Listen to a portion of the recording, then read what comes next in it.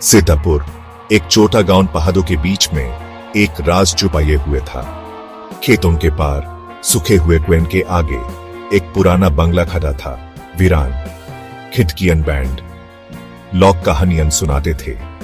रात को अजीब आवाजें, भूत का साया, कोई पास जाने की हिम्मत नहीं करता था। एक पूर्णिमा की रात हवा जोर से चल रही थी, पेड़ हिल रहे थे, उनकी दलियां जैसे किसी के हड्डियों जैसे उंगलियां बंगला की दीवारों को खरोच रही थी। एक कुत्ते के रोने की आवाज सुनाई दी। हवेली चुपचाप खड़ी थी, ये इस भयंकर जगह में एक खामोश पहरेदार। राघव, नेहा और अरमान बचपन के दोस्त इन कहानियों का मजाक उड़ाते थे। वो एडवेंचर चाहते थे। बांग्ला की खौफनाक कहानियों ने उनकी क्यूरियोसिटी बढ़ा दी थी। चलो एक्सप्लोर करते हैं, राघव बोला। उसकी आंखों में एक्साइटमेंट थी।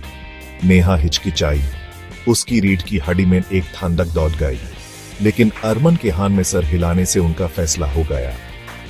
एक हवा वाली दोपहर वो लोहे के बड़े दरवाजे के सामने खड़े थे, जो जंग से भरे हुए थे। दरवाजे खुल गए जैसे उन्हें चेतावनी दे रहे हो। एक बासी सी स्मेल आई, पुरानी और भूली हुई यादों की। हिम्मत दिखाने के बावजूद उनके अंदर एक बेचैनी सी आ गई।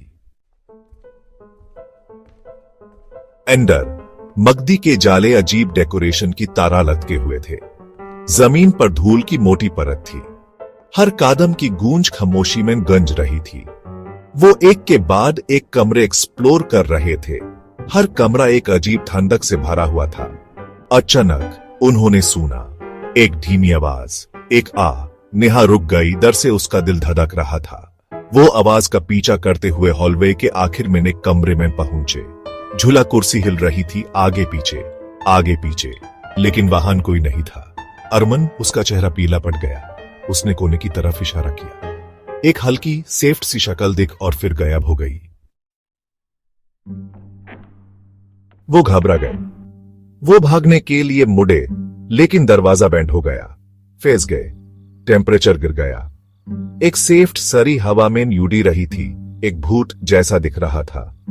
नेहा चीखी, उसकी आंखें दर से बड़ी हो गई थी। फिर खामोशी छा गई। सरी जमीन पर गिर गई, खाली। अगली सुबह गांव वालों ने बंगला का दरवाजा खुला पाया। वो अंदर गए, उनका दिल दर से धड़क रहा था। राघव, नेहा और अरमान गायब थे, बिना किसी निशान के गायब। हवेली चुपचाप खड़ी थी, उसके राज बरकरार थे। सेफ्ट सरी वाली भूतनी का